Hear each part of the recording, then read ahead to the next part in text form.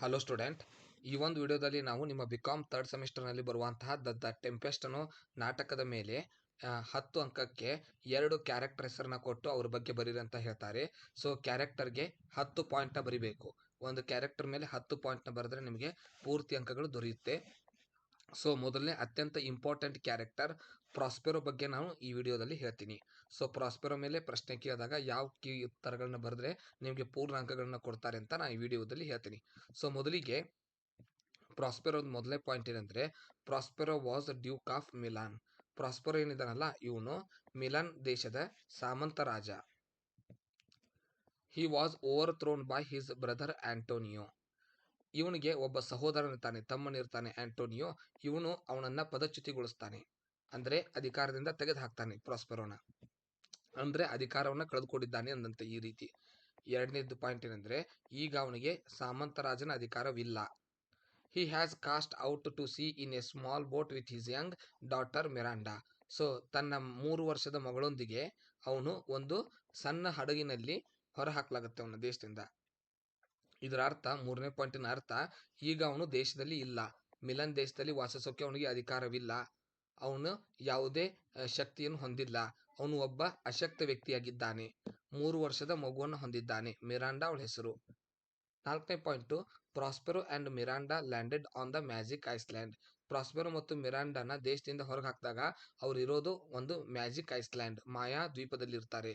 ಅಂದ್ರೆ ಈಗ ಅವ್ರು ವಾಸಿಸ್ತಿರೋ ಸ್ಥಳವನ್ನ ಬರ್ದಂತೆ. So ಮೊದಲನೇದ್ರಲ್ಲಿ Prospero ರಾಜನಾಗಿದ್ದ, ಸಾಮಂತ ರಾಜನಾಗಿದ್ದ. ಎರಡನೇದ್ರಲ್ಲಿ ಅವನು ಸಹೋದರನ ಹೊಂದಿದ್ದಾನೆ, ಅವನಿಂದ ಮೋಸಕ್ಕೊಳಗಾಗ್ತಾನೆ. ಮೂರನೇದ್ರೊಳಗೆ ಅವನು ಈಗ ಮಿಲನ್ ದೇಶದಲ್ಲಿಲ್ಲ, ಅವನನ್ನ ಒಂದು ಸಣ್ಣ ಹಡಗಿನಿಂದ ಹೊರಗೆ ಹಾಕಲಾಗಿದೆ. ಅದರ ಅರ್ಥ ಅವನು ವಿರೋಧ ಮಾಡೋದಕ್ಕೂ ಶಕ್ತಿ ಇಲ್ಲದಂತ ಅಶಕ್ತನಾಗಿದ್ದಾನೆ. ನಾಲ್ಕನೇದ್ರಲ್ಲಿ ಏನಿದೆ, ಪ್ರಾಸ್ಪೆರೋ ತನ್ನ ಮಗಳನ್ನು ಮಿರಾಂಡಾದೊಂದಿಗೆ ಒಂದು ಮಾಯಾ ದ್ವೀಪಕ್ಕೆ ಬಂದು ತಲುಪಿದ್ದಾನೆ. ಅದರ ಅರ್ಥ ಅವನು ನೆಲೆಸ್ತಿರುವಂತಹ ಪ್ರದೇಶದ ಹೆಸರನ್ನ ಬರೆದಂತೆ. Where the only other inhabitants are spirits and strange creature called Caliban live.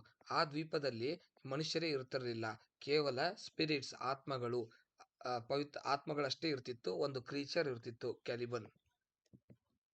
Who he now commands. So ಅವನು ಪ್ರಾಸ್ಪೆರೋ ಮ್ಯಾಜಿಕ್ನಿಂದಾಗಿ ಅವುಗಳನ್ನ ನಿಯಂತ್ರಿಸುವ ಶಕ್ತಿಯನ್ನು ಹೊಂದಿದ್ದಾನೆ.